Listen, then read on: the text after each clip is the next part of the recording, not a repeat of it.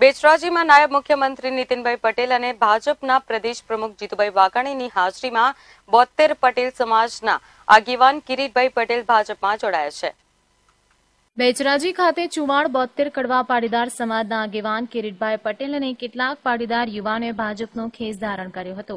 નાયબ મુખ્યમંત્રી નીતિનભાઈ પટેલ, જીતુભાઈ વાઘાણી મહેસાણા લોકસભા ભાજપના ઉમેદવાર તેમજ अन्य सहितोए हाजर रही एक सभाનું आयोजन કરવામાં આવ્યું હતું, જેમાં 72 કડવા પાટીદાર યુવાનો ભાજપમાં જોડાયા છે, જે બેચરાજી વિસ્તારમાં કોંગ્રેસમાં મોટું ગાબડું માનવામાં આવે છે। આ પ્રસંગે ભાજપ પ્રદેશ પ્રમુખ જીતુભાઈ વાઘાણીએ મહેસાણાના લોકસભાના ઉમેદવાર શારદાબેન પટેલને વિજય બનાવવા બેચરાજીની જનતાને આહવાન કર્યું હતું કે ચૂંટણીમાં કોઈપણ પક્ષના પ્રતિનિધિ ચૂંટાય તો એમની જવાબદારી પ્રજાના કામ કરવાની, પ્રજા અને સરકારી અધિકારીઓ सरकार साथे संकलन करवानी અને જેટલું શક્ય બને એટલું નાગરિકોને પોતાના વિસ્તારના ગામડાના લોકોને મદદરૂપ થવાનું કામ કરવાનું હોય છે। અત્યારે જે સંજોગો ઊભા થયા છે એમાં મીડિયાના માધ્યમથી આખું ગુજરાત જાણે છે કે અત્યારે બેચરાજીના ધારાસભ્ય શ્રી ભરતજી ઠાકોર કે જેમણે કોંગ્રેસમાંથી હોદ્દાઓ પરથી રાજીનામું આપ્યું છે એવો પત્ર એમણે કોંગ્રેસ પ્રમુખને અમિતભાઈ ચાવડાને લખ્યો છે, એવી જાહેરાત થયેલી છે।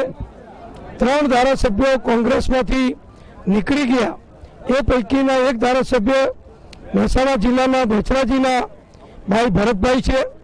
હવે ભરતજીએ જ્યારે જાતે જાહેર કર્યું છે કે હવે હું કોંગ્રેસમાં નથી, ત્યારે સ્વાભાવિક પ્રજાને પોતાના પ્રતિનિધિ દ્વારા જે કામ કરાવવા હોય એ કામ અત્યારે રાજકીય આટાપાટામાં અટવાઈ ગયા છે। અમારા ભારતીય જનતા પક્ષના બધા ધારાસભ્યો લોકસભાની ચૂંટણીનું પણ કામ કરે છે, પક્ષનું પણ કામ કરે છે, ઉમેદવારોનો પ્રચાર પણ સતત કરે છે।